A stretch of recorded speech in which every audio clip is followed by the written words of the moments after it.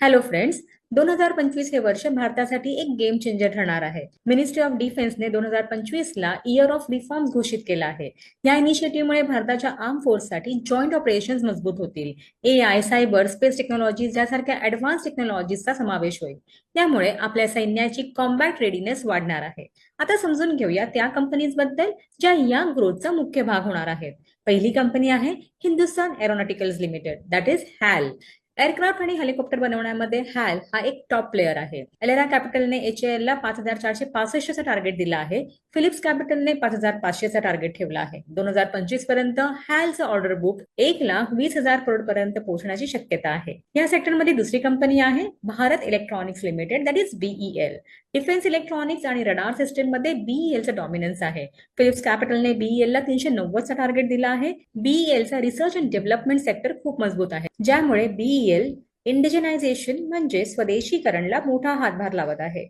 भारताच्या डिफेन्स सेगमेंटमध्ये इंडिजिनायझेशनमुळे आपली सैनिकी उपकरणे, शस्त्रे आणि तंत्रज्ञान स्वदेशी बनवण्यावर भर दिला जातो, ज्यामुळे इम्पोर्टवरचा डिपेंडन्स कमी होतो. या सेक्टरमध्ये तिसरी कंपनी आहे Bharat dynamics limited, that is BDL. Missile manufacturing मध्ये BDLचं नाव आघाडीवर आहे. फिलिप्स कॅपिटलने 1400चं टार्गेट ठेवलेलं असताना एलेराने 1300चा टार्गेट इथे दिलेला आहे.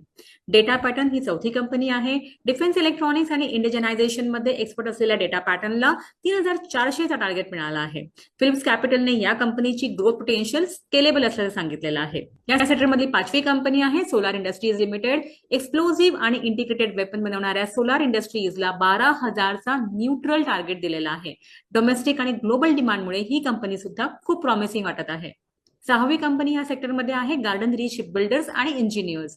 नेव्हल मॉडर्नायझेशन मध्ये या कंपनीची भूमिका महत्वाची आहे. एलेरा कॅपिटलने याला 1,660चा टार्गेट दिलेला आहे. मित्रांनो, गव्हर्नमेंटने 2029 पर्यंत आपलं डिफेन्स प्रोडक्शन 3 लाख करोडवर नेण्याचा अँबिशियस टार्गेट ठेवला आहे. 2024 मध्ये हा आकडा 1,27,000 करोडचा होता. 2018 पासून डिफेन्स एक्सपोर्ट मध्ये 5 पट वाढ होऊन आज 21,000 करोड पर्यंत ही पोहोचलेली आहे.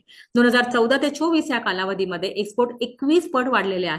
मेक इन इंडिया इनिशिएटिव्हचं हे मोठं यश आहे. मित्रांनो, या कंपन्या केवळ आर्थिक दृष्ट्या नाही तर तांत्रिक दृष्ट्याही खूप मजबूत आहेत. HAL, BEL, BDL, solar industries सारख्या कंपन्या आपल्या देशाच्या डिफेन्स मॉडर्नायझेशनसाठी कणा आहेत. या कंपन्या पुढील दशकात ग्लोबल लीडर बनण्याची क्षमता ठेवतात. मित्रांनो, इंडियन डिफेन्स सेक्टरने आज आपली ताकद सिद्ध केली आहे, पण ही फक्त सुरुवात आहे. तुमचं या विषयावर काय मत आहे कमेंट करून नक्की सांगा. जर तुम्हाला हा व्हिडिओ आवडला असेल तर लाईक आणि शेअर करा आणि असेच इन्फॉर्मेटिव्ह कॉन्टेंटसाठी आमच्या चॅनलला सबस्क्राईब जरूर करा. Thanks for your time.